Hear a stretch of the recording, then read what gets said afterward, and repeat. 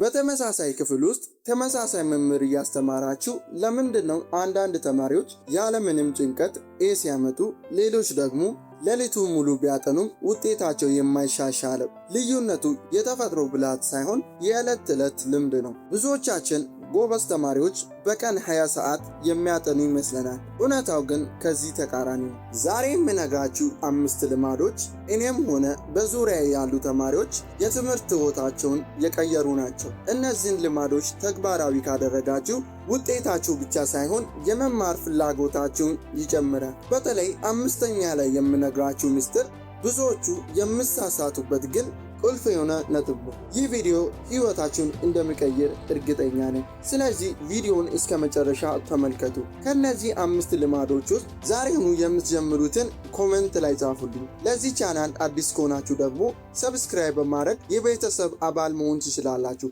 አሁን ወደ ቪዲዮ። የመጀመሪያው ልምድ ነገን ዛሬ መጀመር ነው። ጎበዝ ተማሪዎች ወደ ክፍል ከመግባታቸው በፊት የሚማሩትን ርዕስ ቢያንስ ለ5 ወይም ለ10 ደቂቃ አይተውት ይገባሉ።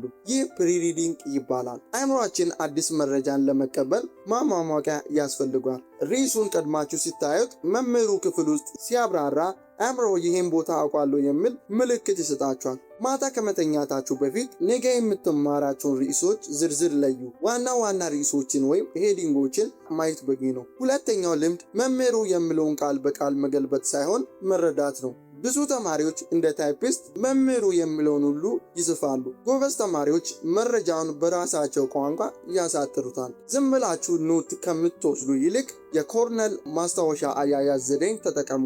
ወረቀቱን በ3 ቦታ በመክፈል ዋና ነጥቦችን፣ ቁልፍ ቃላትንና ማጠቃለያውን ለይታችሁ ውሰዱ። በምስል በዲያግራም ወይም በራሳቸው አገላለጽ ማስታወሻ የሚይዙ ተማሪዎች ትምህርቱን የመርሳት እድላቸው በጣም ዝቅተኛ ነው።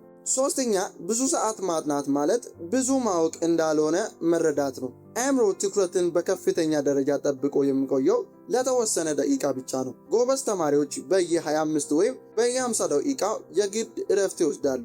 ለ25 ደቂቃ አጥንቶ 5 ደቂቃ ማረፍ አእምሮ መረጃን ከረጅም ጊዜ ማህደረ ትውስታ ወይም ሎንግ ተርም ሚሞሪ ጋር እንዲያያይዝ ይረዳዋል። አራተኛው ልምድ ደግሞ ሳታስተምር አታውቅም የሚለው መሪ ነው። ይህ ፋይናማን ቴክኒክ ይባላል። ያጠናውን ትምህርት ለ10 ዓመት ሕፃን እንደምታስረዳ አድርገ ለራሲ ወይም ለጓደኛ በድምፅ አስረዳ።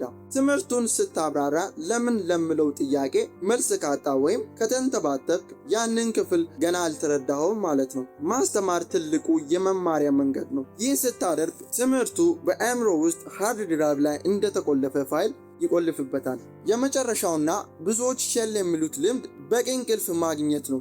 እንቅልፍ ማጣት የማስታወስ ችሎታን 40% ይቀንሳል። ጎበዝ ተማሪዎች ለፈተና ስሉ ሌሊቱን ሙሉ አያዝሩም። አእምሯችሁ በቀን የተማራችሁትን መረጃ የሚያደራጀውና የሚያስቀምጠው ተኝታችሁ ሳለ ነው። እንቅልፍ ካጣችሁ መረጃው ይበተናል። ፈተና ላይ ብላንክ የምትሆኑት ለዚህ ነው። ቢያንስ ከ7 ሰዓት እስከ 8 ሰዓት መተኛት ለውጤታማነት ግዴታ ነው። እነዚህ 5 ልማዶች በአንድ ቀን ላይ ሰሩ ይችላሉ፣ ግን በየቀኑ በመለማመድ ማንነታችሁ ካደረጋችሁ ለውጡን በቅርቡ ታያላችሁ። ከነዚህ 5 ነጥቦች ውስጥ አንተን ወይም አንቺን ይበልጥ ፊት የሚያረጋችሁን ኮሜንት ላይ አስቀምጡልኝ። ቪዲዮ ከጠቀማችሁ ላይክ በማድረግ ለሌሎች ተማሪዎች እንዲደርስ አግዙ። ቻናሉን ሰብስክራይብ ማድረግ እንዳትረሱ። በሚቀጥለው ቪዲዮ እስከምንገናኝ መልካም የጥናት ጊዜ